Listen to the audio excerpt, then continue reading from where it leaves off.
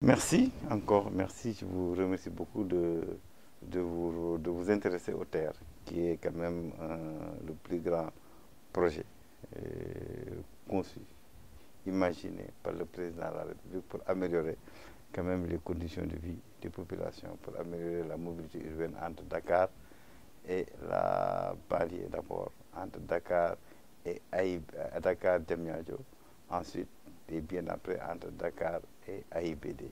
Donc les gens, vraiment, je ne sais pas, parce qu'il y a trop de polémiques, les gens ils refusent la modernité. Parce que le président de la République, lorsqu'il a pris le pouvoir, il a fait le tour du pays, il a diagnostiqué les problèmes du pays et il a apporté des solutions par rapport à tous les secteurs. Il apporte des solutions pour améliorer quand même les conditions de vie des populations. Je ne sais pas, parce que quand même les gens devaient plus parler sur la rationalité de ce projet, sur le pourquoi de ce projet. Mais en fait, ils sont omnibulés par le coup. Mais je vous rappelle que c'est un projet qui a été lancé, appel d'offres international. Donc, normalement, on doit même pas, on devait même plus parler de coût. C'est un appel d'offres international qui a été lancé et les entreprises les moins disantes ont été choisies quand même pour nous accompagner à exécuter ce projet. Je le confirme, le coût du projet après adjudication de l'ensemble de l'eau est de 568 milliards en hors taxes hors douane. C'est ça le coût du projet. Et c'est ça qui est dans les documents du projet.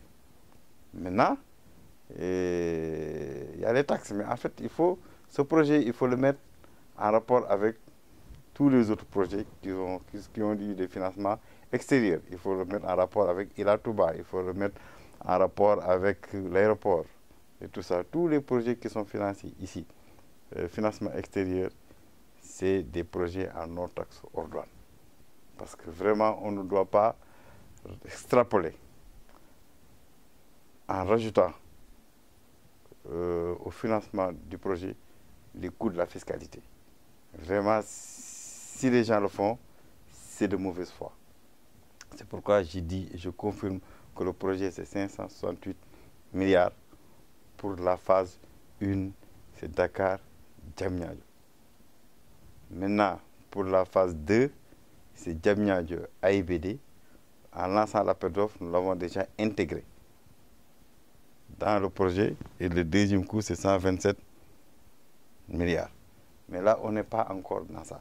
On est sur la première phase. Je confirme que 568 milliards. Maintenant, ce que les gens ont fait, ils ont pris le coût de la fiscalité en rajoutant sur le financement de ce projet. C'est pourquoi ils trouvent des montants supérieurs. Le montant qui est dans les documents que l'ancien ministre Nia, l'ancien ministre, le président du groupe parlementaire du PDS, a confirmé ce qui est dans les documents, c'est 568 milliards. Maintenant, en considérant les taxes, on est à 134 milliards de taxes, c'est-à-dire impôts et taxes. Non, impôts, taxes et douanes, nous sommes à 702 milliards. Mais en fait, nous ne devons pas extrapoler, nous ne devons pas extrapoler en rajoutant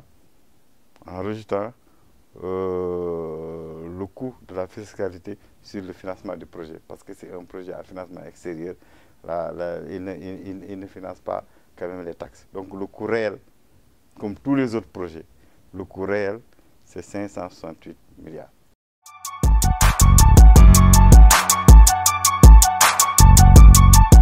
Non, non, ce n'est pas les bons chiffres. Ce qu'il a fait, en fait, il s'est trompé de bonne foi. Il a additionné, je vous ai dit, il a additionné quand même la première phase, la deuxième phase, l'ensemble des taxes et tout ça, alors qu'on ne doit pas considérer ça. On doit considérer la première phase. C'est ça qu'on a attribué. Parce que le coût d'un projet, tu ne peux pas savoir tant que tu n'as pas lancé un appel d'offres et attribué les marchés. Parce que c'est la soumission des entreprises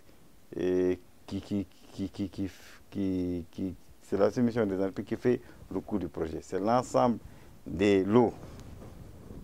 Parce que le projet a été il y a eu un certain allotissement.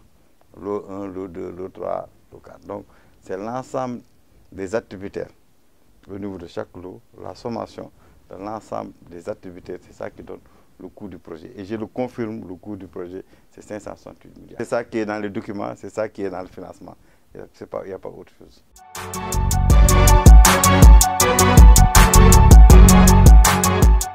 Il n'y a pas de problème. Il n'y a pas de problème. L'information est publique. Non, nous n'avons pas de problème. Vraiment, continuer même à discuter de ça. Parce que les gens ont des marchés. Les entreprises ont des marchés. Parce que si on dit que sur tel marché, l'ensemble des adjudications fait 568 milliards, les gens qui ont les marchés, si ce chiffre n'est pas exact, ils vont démentir. Parce qu'on n'a aucun intérêt à publier quand même un chiffre qui n'est pas exact. Parce que c'est ça, c'est un marché bien déterminé où l'ensemble des offres, quand même en hors taxes et aux douanes, fait 568 milliards. Le ministre des Finances, lors de son passage avant-hier à l'Assemblée, l'a confirmé. Il a dit qu'il ne faut pas rajouter quand même au financement de ce projet le coût de la fiscalité. Et il a raison. Tous les projets, comme ça, quand on dit il a tout bas, c'est un financement extérieur, 415 milliards, on n'a pas rajouté la fiscalité. Pourquoi spécifiquement sur ce projet, on doit rajouter la fiscalité? Parce que c'est un projet à financement extérieur, on ne considère que le financement des bailleurs. C'est ça le coût du projet. Et c'est ça qui a été attribué.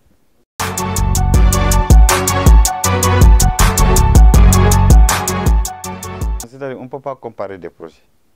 Parce que chaque projet répond à un cadrage, répond quand même à un environnement bien déterminé. Ce n'est pas la même chose. Moi, j'ai travaillé sur ce projet. En fait, ce n'est pas la même chose. Pour comparer deux projets, il faut faire ce qu'on appelle le calcul de déboursé sec.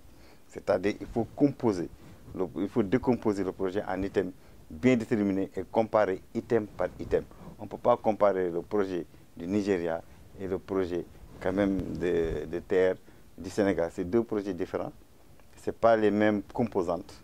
D'abord, nous avons un projet bimode, électricité et diesel, sur deux rails standards, deux voies standards, plus une autre voie métrique, plus maintenant une réserve pour une deuxième voie métrique. Alors que celle du Nigeria, c'est une seule voie. C'est en rase campagne. Il n'y a pas de libération d'emprise. Et il n'y a pas de... ces deux cas, ça relie deux points. Nous, le projet qu'on a, vraiment, ce n'est pas les mêmes spécificités. Et puis, ça relie 14 gares. Hein? Nous avons 15 trains. Ils sont un seul train. Le matériel roulant, il faut l'intégrer dans le projet. Là-bas, ce n'est pas intégré dans le projet. Ce n'est pas la même chose. Pour calculer, pour comparer des projets, il faut saucissonner des projets.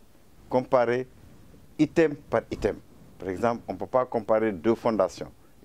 Quand tu compares deux fondations, il faut voir ce qui est dans la fondation.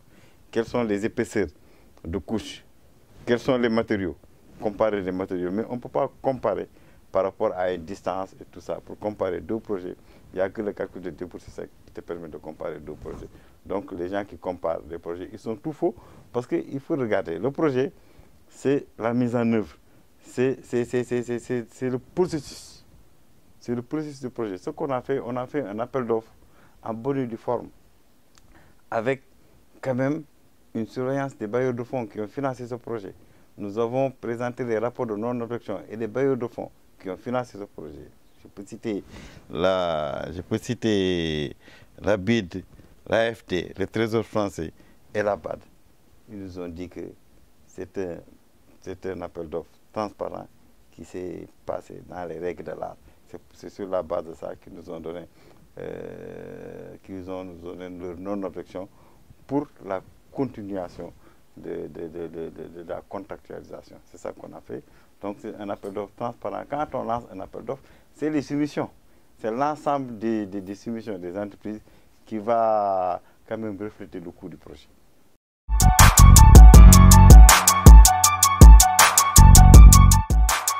Non, nous n'avons pas de problème parce que c'est dans la mise en œuvre. quand tu mets en œuvre un projet, il y a des phases. Il y a un planning directeur général. En fait, nous avons déjà libéré 20 km sur 20 km sur 36 km. Donc nous avons déjà libéré une partie importante qui permet au projet de se dérouler sans problème. Maintenant, la conciliation, la libération des emprises suit un processus déterminé. En fait, il y a d'abord le recensement des gens, il y a les évaluations des impenses, il y a les discussions, il y a la conciliation et tous les gens qui sont d'accord quand même, ils sont indemnisés sans problème. Le projet prévoit à peu près les études, parce que les études ont montré qu'il fallait 45 milliards. 45 milliards pour indemniser tous les gens qui sont impactés par le projet et l'argent est disponible. Nous faisons quand même beaucoup de réunions avec tous ces gens-là et tous les gens qui sont impactés seront indemnisés à leur juste valeur. Il n'y a pas de problème sur ça. Vraiment.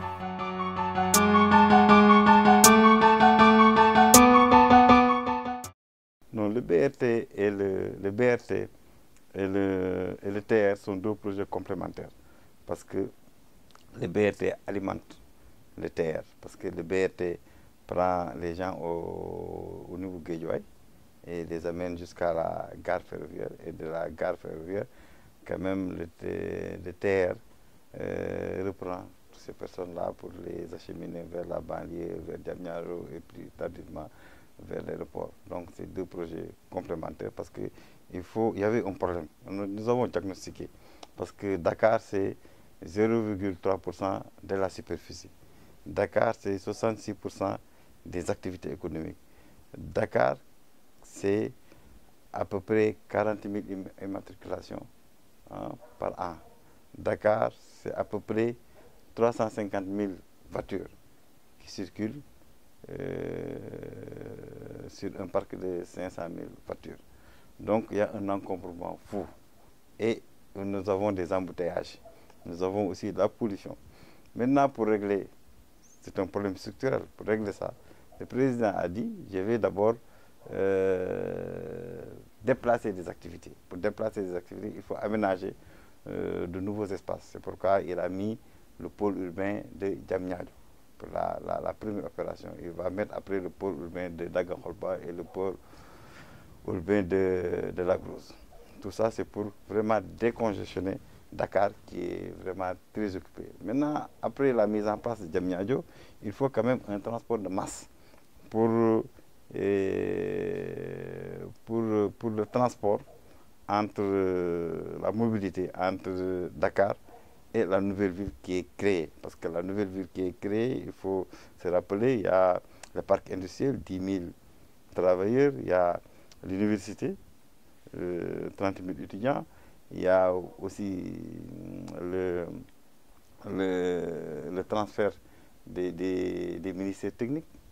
Quand même, il faut 10 000 fonctionnaires, donc il faut les transporter parce que tout le monde ne peut pas, tous ces gens-là ne peuvent pas reconstruire des maisons au niveau de Diamniadio. Il faut quand même un transport de masse fiable, sécuritaire, pour pouvoir assurer la mobilité quand même entre Dakar et la nouvelle ville qui est créée au niveau de Diamniadio. Donc vraiment, c'est pour assurer le TER, quand même, c'est pour assurer un transport fiable, un transport sécuritaire, un transport capacitaire, un transport confortable au niveau entre Dakar et la banlieue, entre Dakar et la nouvelle ville Diamniadio, entre Dakar et l'aéroport. Donc ce sont les trois rationalités que le président, quand même, après diagnostic quand même de l'encombrement à Dakar, qu'il a mis ce projet pour vraiment une solution structurante qui permet d'améliorer la compétitivité économique de ces villes. Parce qu'il faut assurer à Dakar une compétitivité économique, il faut assurer aussi aux autres villes qui vont être créées une compétitivité, une viabilité économique. Parce qu'en fait, il faut que tout le monde comprenne la génération de projets. Un projet, c'est comme ça. On ne se lève pas un matin simplement pour dire que je veux faire tel projet. Le projet répond à des processus de validation bien déterminés. La première question que le président nous pose dans un projet, est-ce que le projet répond à un besoin spécifique? Il faut répondre. Le projet répond à un besoin spécifique parce que le projet répond à un besoin d'améliorer la mobilité entre Dakar et la banlieue, entre Dakar et la nouvelle ville, entre Dakar et AIBD. Donc le projet répond à un besoin spécifique parce que les gens sont concentrés au niveau de la banlieue, au niveau de ces villes, et généralement les activités sont à Dakar. Donc il faut quand même créer une mobilité fiable. Parce que, vous le savez, actuellement, nous faisons 17 000 personnes, nous transportons 17 000 personnes chaque jour avec le petit train de banlieue. Hein? Maintenant, avec le TR, nous serons à 115 000 parce que nous sautons. C'est-à-dire, nous faisons. C'est pas la même chose, vraiment. Le président de la République met des projets pour impacter réellement le niveau de vie des populations. Donc, si on prend les facteurs clés de succès de cette ère, c'est la capacité. Donc, nous quittons 115 000, 17 000 voyageurs par jour pour aller à 115 000 voyageurs. C'est la régularité, parce que nous avons combiné, c'est la régularité. Donc, nous faisons chaque 10 minutes, il y a un départ de train sur une gare déterminée parmi les 14 gares. Et nous avons la fiabilité, nous avons combiné la vitesse et la précision. Parce que la vitesse maximale, c'est 160 km à l'heure, mais on n'a pas besoin d'aller jusqu'à 160 km/h. Mais vraiment, donc la précision. Dès qu'on entre en gare, on sait quand le train part et quand le train arrive. Et il faut ça. Et c'est la dernière rationalité. Ça ouvre des opportunités. Parce que quand même, le transport est extrêmement important. Il faut que les gens puissent se déplacer, connaître l'heure de départ et l'heure d'arrivée. Par exemple, au niveau de l'aéroport, il faut nécessairement que le train puisse quitter Dakar et aller à l'aéroport rapidement pour régler les problèmes de mobilité, le problème de la fiabilité, les problèmes de retard. Ça. Donc vraiment, c'est refuser la modernité que de parler d'opportunité de ce train. C'est extrêmement important. Toutes les villes, il n'y a aucun pays qui a réglé son problème de transport, son problème de mobilité, sans pour autant mettre un train, mettre un système ferroviaire qui est un transport de masse, qui impacte un nombre plus important de personnes. Le BRT, on est sur la libération des emprises et sur les fourreaux, comme Dakar, c'est très encombré. Non, il y a l'ensemble du fourreau, la libération des emprises et le dévoiement, c'est-à-dire sortir les fourreaux et tout ça. Donc tout ça, ça va démarrer, il n'y a pas de problème. Il y a des plannings bien déterminés, mais en fait, il y aura ce qu'on appelle l'intermodalité, parce qu'en fait, les BRT et les TR, ce sera quand même un système de transport cohérent où avec un seul ticket, on peut prendre les BRT d'abord, arriver à la gare routière, à la grande gare ferroviaire et reprendre le TR avec le même ticket. Donc vraiment, ça va améliorer beaucoup la mobilité urbaine dans Dakar. Et il faut rappeler les externalités négatives des déficits des systèmes de transport opérants et adéquats, parce que l'étude de la Banque mondiale révélait que le Sénégal perdait 100 milliards sur son économie annuellement, le fait qu'il n'y avait pas un système de transport adéquat. C'est pourquoi, avec la mise en place des deux projets combinés, ça va nous permettre de réduire quand même de manière considérable cette perte. Donc cette perte sur 4 ans, ça finance à peu près le TR.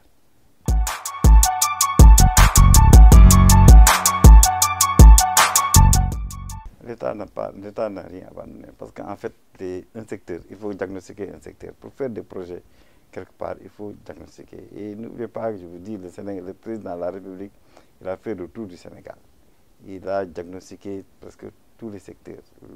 Il a fait son PSE. Le PSE n'est rien d'autre que l'inquiétance, la demande d'avenir exprimée par les populations au président de la République. qui est allé aux élections, hein, qui est allé aux élections pour maintenant faire ce programme pour impacter les populations et diminuer la souffrance qui était installée là pendant longtemps. Donc, le président a tout diagnostiqué. Le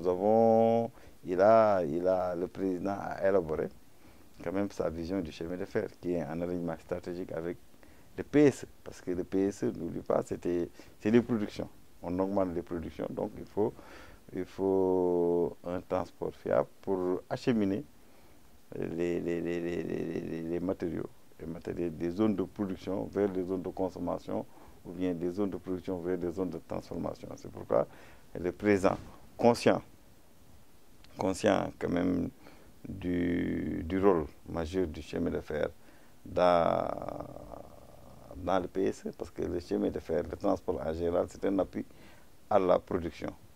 Donc, conscient de ce rôle, le président a élaboré sa vision du chemin de fer qui est articulé autour du maillage du territoire, adossé à de grands projets miniers, facteurs de croissance et de développement durable. Donc, vous l'avez entendu lors de la DPG, la déclaration de politique générale, l'excellent Premier ministre, Mohamed Ben Abdallah, il a dit que c'est un maillage avec des lignes de chemin de fer qui vont au nord, au sud, à l'est, tout ça.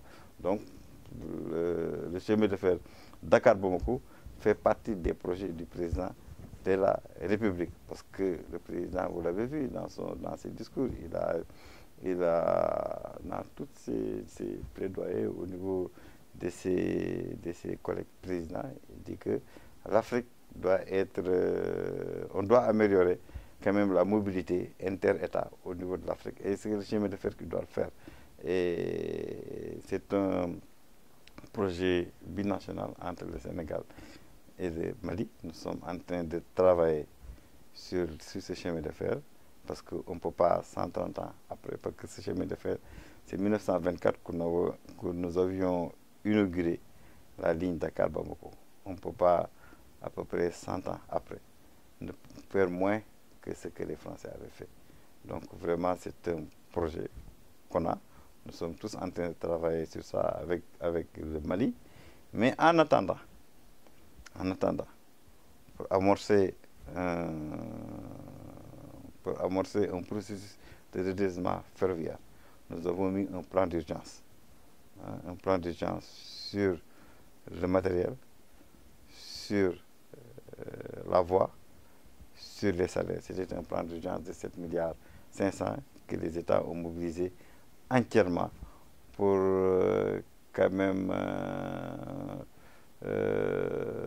mettre en place une fiabilité opérationnelle du transport pour un équilibre financier de l'exploitation. L'équilibre financier de l'exploitation va permettre de payer les salaires sans problème. En attendant que nous réhabilitons vraiment cette ligne. Parce qu'en fait, il faut la contrainte majeure, le chemin de fer coûte cher, il faut réhabiliter cette ligne pour les mettre dans un processus d'exploitation à long terme. C'est ça, nous sommes en train de travailler sur ça. Les deux pays, le Mali et le Sénégal, sont engagés quand même à travailler sur ça pour réhabiliter cette ligne. Donc nous avons beaucoup de projets.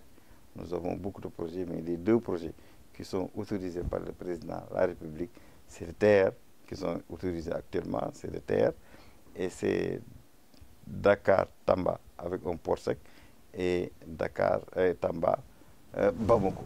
Donc nous sommes en train de travailler sur ça. Il n'y a pas de problème, on ne les a pas abandonnés du tout. Depuis lors, c'est le Sénégal qui appuie, quand même les deux pays qui appuient pour assurer les salaires et maintenir l'activité ferroviaire. Et nous allons encore mettre un budget pour assurer la continuité du trafic ferroviaire et le maintien de l'emploi.